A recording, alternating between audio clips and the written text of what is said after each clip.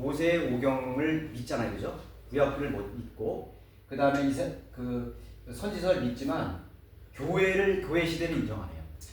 예, 교회 시대는 인정 안 해요. 그리고 이교도로 생각해요, 유대인들은. 그래서 유대인들은 율법 다음에 왕국이에요. 그래서 예수님께서 오셨을 때 예수님이 이분이 만약에 메시아라면 물리적인 왕국이 바로 시작될 줄 알았어요. 로마의 식민지에서 그분이 빠져나올 수 있는, 독립하고 하나의 왕국을 세우겠다는 그런 그 믿음을 가지고 그 예수님을 바라고 있어요. 근데 실망스러웠죠, 그죠? 예수님이 그렇게 안 하시니까. 그래서 그 유대인들은 계속해서 메시아를 기다리고 있습니다. 이 왕국은 메시아죠, 메시아. 메시아 왕. 왕을 다루고 있습니다. 그래서 유대인들이 지금도 뭐 통교의 벽이라든가 그런 데서 계속해서 예루살렘의 제3성전 거기가 이제 세우고 그곳에 이제 그 자신의 메시아가 거기에 재림할 거라는 것을 그렇게 믿고 있는 것입니다. 그러니까 이 율법과 왕국 시대에 드러난, 그러니까 이 십자가를 인정해요, 안 해요? 예수 그리스도를 인정하니까 안 믿잖아요, 그죠? 유대인들은 예수 그리스도 안 믿어요. 예수님은 절대 믿지 않습니다.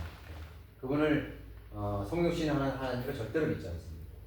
거부하고 있습니다. 심지어는 사생아라고 이렇게 취급해버리는 거죠.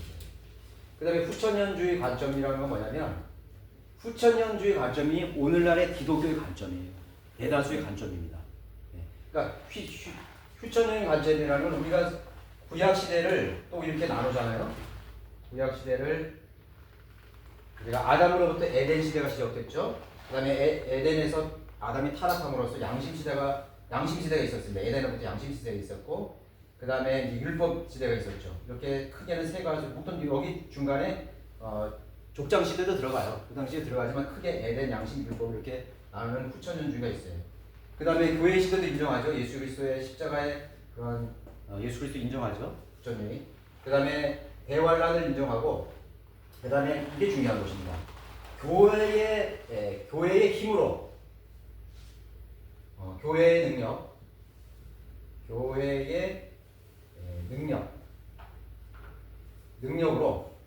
능력으로 왕국을 이루는 것입니다. 그래서 이 교회의 능력, 이 후천년자들이 얘기하는 슬로건이 하나 있습니다. 많이 들어보셨습니다. 땅끝까지 복음이 전파되면 누가 와요? 재림이 있는다, 그죠? 예수 그리스도께 재림한다. 땅끝까지 복음이 전파돼야 예수 그리스도가 오신다. 이게 후천년주의 개념입니다. 그러니까 땅끝까지 복음이 전파되기 전에는 뭐예요? 예수님이 오시지도 않고 왕국도 이루어지지 않는다는 거예요. 그러니까 결국 뭐냐면 우리 그리스도인 교회가 막 번성해가지고 교회가 이렇게 번영하고 그 다음에 부흥하고 이 교회의 능력이 힘이 있어가지고 사회도 개혁하고, 그래서 그 능력으로, 그 힘으로 교회의 확장을 통해서 온 세계의 땅끝까지 복음이 전파되고 모든 혀가 예수 그리스도를 주라 시인하고 모든 무릎이 예수님의 무릎 꿇어야 예수님 재림한다, 이렇게 믿고 있는 것입니다. 그렇죠? 네. 그것이 바로 후천년주예요. 왕국 다음에, 왕국이 끝난 지점에 예수님이 오시는 것입니다. 그리고 영원한 세상이 이루어지는 것이죠. 이것이 바로 후천년 개념입니다. 또 한 가지 비슷한 개념이 있는데 무천년주의 개념이 있어요. 무천년주의는 예수님의 재림이 아예 없어요. 예수님 재림이 없습니다. 그냥 그게 뭐예요? 로마 카톨릭적 관점입니다. 그래서 로마 카톨릭이 그 전에 12세기에 십자군 전쟁을 200년 동안 치렀잖아요, 그죠? 그게 바로 교황의 능력, 로마 카톨릭 교회의 능력으로 예루살렘의 왕국을 건설하기 위해서 원정을 간 그 전쟁이 십자군 전쟁이에요. 어마어마한 전쟁이죠. 유럽의 수많은 그런 기사들이라든가 군대들이, 캐톨릭 신자들이 거기에 이제 합류해서 참전을 했죠. 비참한 전쟁이었죠, 그죠? 그리고 막 학살하고 유대인들을 학살하고, 오히려 유대인들을 이렇게 구원하려고 한 게 아니라 유대인들을 오히려 박해했어요. 왜냐하면 이 왕국이라는 것은 이스라엘 민족의 회복이거든요. 그런데 이걸 믿지 않기 때문에 이스라엘 민족 유대인들이 예수님을 죽였기 때문에 하나님의 원수라고 생각하기 때문에 유대인들을 오히려 죽입니다. 학살하는 거예요. 그다음에 모슬렘도 죽이고 그래요. 그래서 그런 무천년주의가 있는 것입니다. 자, 그다음에 전천년주의가 바로 성경적 관점이에요. 예. 그래서 이런 관점은 똑같아요. 갔다가 이제 예수님께서 대환란이 지난 후 적그리스도의 통치가 있은 7년이 끝난 후에 예수님께서 여기에 재림하는 것입니다. 예수님이 오셔야 이 땅에 왕국이 건설될 수 있어요. 낙원이 건설될 수 있다는 것입니다. 그것을 믿는 것입니다. 그래서 여기에 그런 부분을 이렇게 아시고, 자, 근데 성경에는 뭐를 약속하고 있냐면 리저네레이션, 새로운 세대를 약속하고 있습니다. 새로운 세대. 그 새로운 세대에 약속하는 것은 두 가지의 왕국의 회복이에요. 두 가지 왕국의 회복이 뭐냐면, 여러분들 구약신 성경은 이스라엘에게 준 계명이잖아요, 그죠? 모세율법에 준 계명이잖아요, 그죠? 이스라엘 민족을 선택한, 선민이잖아요. 선택된 민족을 우리가 유대인이라고 그러잖아요, 그죠? 유대인들은 스스로 그런 선민 의식을 가지고 있어요. 또 성경은 선택된 그 민족이에요. 그런 민족의 회복입니다. 네, 회복이에요. 그래서 이스라엘 민족은 구약 시대에 보면은 전부 다 물리적인 전쟁이다. 혈과 육에 대한 싸움이잖아요, 그죠? 다윗이 막 피를 흘리고 싸우고, 막 여호수아가 막 그 다 진멸하고 막 그죠? 군대가 막 있고 막 그런 혈과 육의 전쟁이에요, 그죠? 그런 혈과 육의 전쟁입니다. 물리적 왕국입니다. 그래서 다윗의 왕국은 바로 회복되는 왕국의 그런 모형으로 주어진 하나의 예죠, 그죠? 예. 다윗의 후손으로 오신 다윗의 자리에 앉게 될 그런 왕국의 왕, 예수 그리스도를 예표하고 있죠. 그 하나님의 백성. 그래서 이들에게 이 물리적 왕국을 여기는 언약은 커버넌트라고 하는데, 이 사람들, 이 백성들의 죄의 문제는 짐승의 피로 속죄가 가능해요. 짐승의 피. 자, 그다음에 이제 세 세대 중에서도 이제 보이지 않는 왕국, 영적인 왕국을 약속하셨는데, 이거는 거듭남입니다. 거듭남도 리저네레이션이라고 그래요. 본 어게인이라고 하지만 리저네레이션이라고 그래요. 그래서 이 새로운 땅의 회복은 바로 여기에서 예수 그리스도의 재림에서 우리가 천년왕국에 실현될 때 땅과 땅이 에덴 동산으로 복귀가 됩니다. 회복이 됩니다.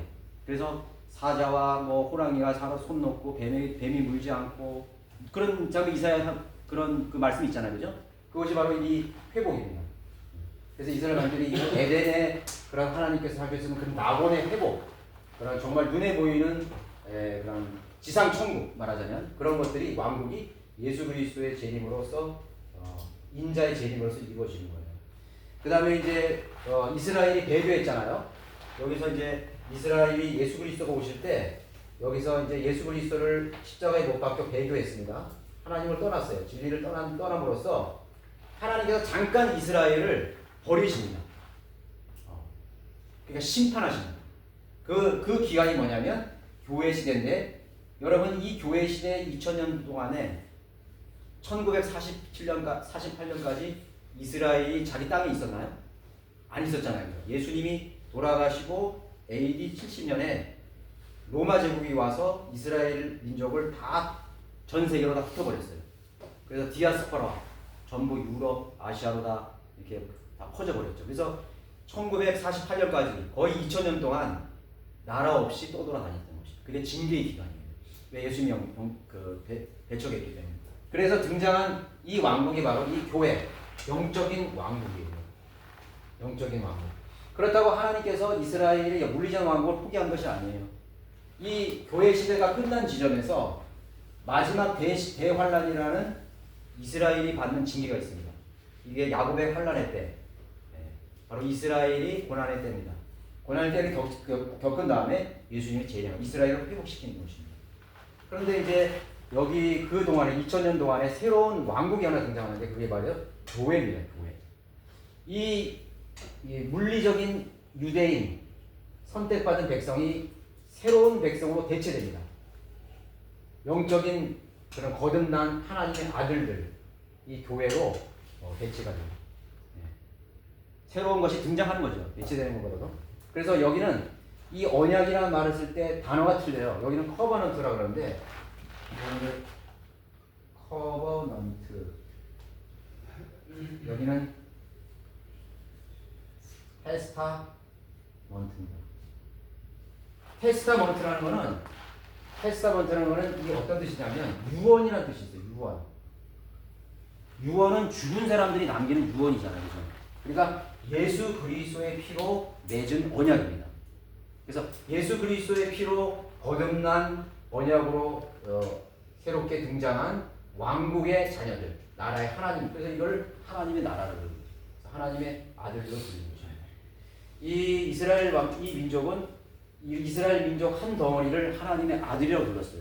너는 내 아들이라 이거죠. 나의 첫 태생이라 이렇게 불렀어요. 그런데 여기서 교회 시대는 개개인이 예수 그리스도의 흘린 피를 믿고 하나님의 아들들, 하나님의 자녀가 된 거예요. 개개인적인 그런 백성이 된 것입니다. 그래서 이 왕국이 이제 이렇게 돼서 왕국이 예수 그리스도께서 재림하실 때 합쳐집니다.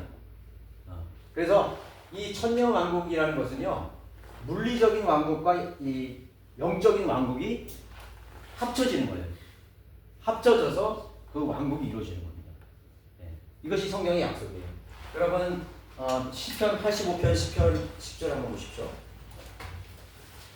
시편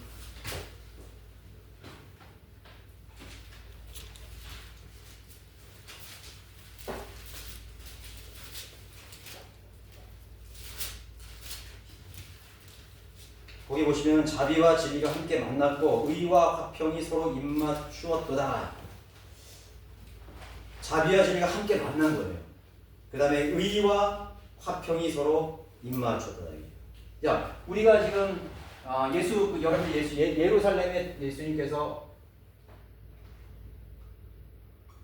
재림하시잖아요. 예루살렘 도성 보좌 성전. 요 예루살렘이라는 뜻은 뭐냐면요. 요 예루는 여호와라는 뜻이에요. 여호와. 그죠? 여호와. 그 다음에 살렘은 샬롬. 평화입니다. 평화. 그러니까 예루살렘은 평화의 화평의 왕이신 예수님이 재림하시는 도시. 그래서 예루살렘입니다. 그래서 예수 그리스도. 그 여기도 있잖아요. 의. 우리 예수 그리스도 하나님의 예수 그리스도는 우리의 의가 되잖아요. 의. 그렇죠? 의롭다 하죠. 예수 그리스도. 그 의와 화평이 함께 만나는 거죠. 진리와 자비가 함께 만나는 거죠. 하나님께서 대교한 이스라엘을 자비로 용서해 주시고 받아주시는 거죠. 화평이 함께 만나는 거죠. 그렇죠? 누가복음 2장 14절 한번 보실까요? 누가복음 2장 14절.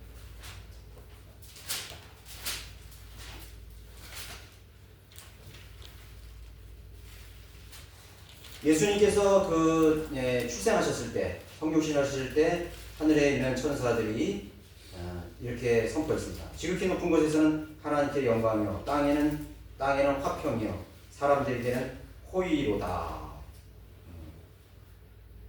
높은 곳에는 하나님께 영광이고 땅에는 화평이다. 화평의 왕이 오시는 곳입니다. 그렇죠? 화평의 왕, 의와 화평이 함께 만나는 곳입니다. 마태복음 6장 33절에서도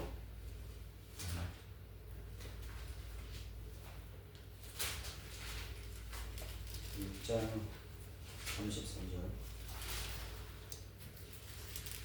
여기 아까 우리가 읽은 거죠. 그래, 오히려 너희는 먼저 하나님의 나라와 그의 의를 구하라. 그렇게 말했죠. 그죠? 두 왕국의 합치는. 그러니까 우리가 이렇게 볼 때 사실 지금은 화평의 때가 아니잖아요. 그죠? 서로 분쟁하고 싸우고 하죠. 지금은 하나님의 의를 구할 때예요. 하나님의 의를 구할 때라고. 예. 그러니까 이것이 여기가 화평의 왕. 왜냐하면 물리적으로 지금 갈등하고 있잖아요. 그죠? 민족과 국가들이 갈등하고 이 지구촌은 갈등하고 있어요. 그래서 예수 그리스도께서 전쟁이 사라지고 화평이 나옵니다. 전쟁 무기를 다시 만들어서 쟁기로 만들 것이고 그렇게 말씀하셨잖아요. 그죠? 자, 지금은 하나님의 우리의 의가 되시는 거죠. 이 의와 화평이 함께 만나는 왕국을 성경은 군데군데 여기서 제시하고 있는 것입니다. 이렇게 제시하고 있어요. 그래서 이게 이제 세대주의의 어떻게 보면은 우리가 기본이에요. 이 기본적인 것을 우리가 그 맥락을 알고 성경을 여러분이 공부하시고 또 읽음으로써 성경이 이랬구나 이건 이런 뜻이구나. 이렇게 우리가 이해할 수가 있는 것이죠. 그죠? 네. 이제 그래서 이제 지금 이 사실을 모르면요. 이스라엘을 대신하는 것이 이스라엘은 사라지고 하나님께서 이스라엘을 완전히 버리시고 이제는 영적인 나라만을 하나님께서 관계하신다. 교회만을 관계하신다. 이건 비성경적인 교회예요. 하나님께서는 반드시 이스라엘을 회복시킵니다. 우리 타락한 죄인들도 하나님 회복시켜줬죠. 영적인. 그래서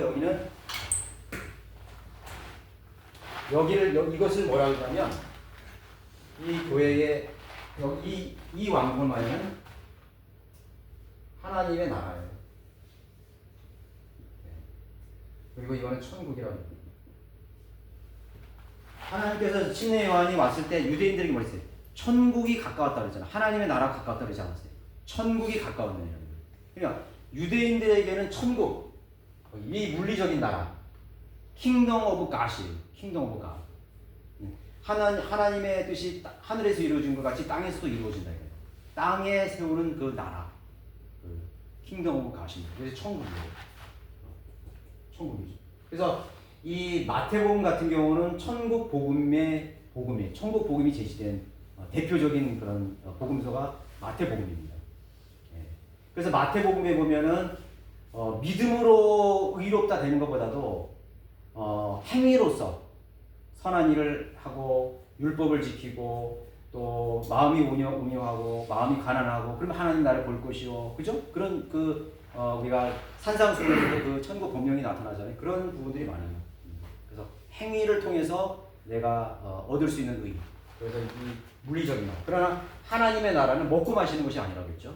믿음으로 가는 나라로 했어요. 그래서 성경에는요, 행위 플러스 믿음으로 구원받는 경우와 은혜로만으로 구원받는 경우가 나타나는 것입니다. 그러니까 성경에는 두 가지 다 있어요. 그러니까 목사들이 이걸 구분하지 못하니까 어디에서는 행위가 있어야 된다고 그러고 끝까지 견뎌야 된다고 그러고 교회 잘 다녀야 된다고 그러고 또 어디서는 믿음으로 은혜로 구원받아야 된다고 그렇게 하는 거죠. 그렇게 들었었죠. 그죠? 네. 그렇게 계속 가르치는 거죠. 예, 성경을 대상, 시대와 구분짓지 못하면 성경이 뒤죽박죽이 되는 거예요. 그러니까 이제 우리가 길에서 구령할 때 보십시오. 저기 에베소서 2장 8절에 너희가 믿음으로 말미암아 그 은혜로 구원을 받았으니 이것은 하나님의 선물에 했잖아요. 이건 행위에서 난 것이 아니니 누구든지 자랑하지 못하게 하려 하는 하나님의 은혜예요. 지금 믿음은 천국 하나님 나라 갈 수 있는 그런 하나님 자녀가 돼요. 아닌데요. 여기 보세요. 야고보서를 또 펼쳐요. 행위가 없는 믿음은 죽은 믿음이라. 이건 뭐예요? 어디다가 기준을 맞추겠어요? 그렇죠? 원래는 그 야고보서에 있는 믿음이라는 것은 구원해야 되는 개념이 아니에요. 우리도 그렇게 말해요. 우리가 구원받은 다음에 행위가 없으면 하나님께 헌신하는 행위 있잖아요. 우리가 몸으로 하는 게 드리잖아요. 그거 없으면 사실 죽은 믿음으로 사는 거죠. 구원받았지만. 근데 구원에 대해서 얘기할 때 그 사람이 하나님의 자녀가 됐느냐, 죽으면 하늘나라 가느냐, 지옥에 가느냐, 그런 문제는 하나님의 은혜로만 받을 수 있다는 것을 말하는 것이에요. 그렇죠? 그래서 야고보서나 히브리서 같은 경우는 그 말 그대로 야고보서, 그 야곱은 야곱의 12아들 이스라엘을 말하는 거예요. 히브리서, 히브리 민족, 유대인들에게 말하는 거예요. 그러니까 야고보서나 히브리서의 교리는 유대인들에게 많이 맞춰 있어요. 즉 물리적 왕국의 교리에 맞춰 있다는 거죠. 그 다음에 바울 서신 같은 경우 있잖아요. 무슨 로마서나 갈라디아서나 빌레몬서나 디모데후서나 이런 데 보세요. 너희가 왜 믿음으로 시작했다가 왜 행위로 돌아가려냐? 그건 저주로 돌아가는 것이다. 왜 율법으로 돌아가냐? 오히려 저주했습니다. 거기에 우리의 교리를 맞춰야 되는 거예요. 그렇죠? 사람들이 종교적인 그런 행위를 강조하기 위해서 야고보서를 강조하고 히브리서를 강조합니다. 마태복음을 강조합니다. 그게 의도한 것입니다. 우리는 마태복음도 다루고 에베소도 다루고, 그렇죠? 바울 서신도 다루고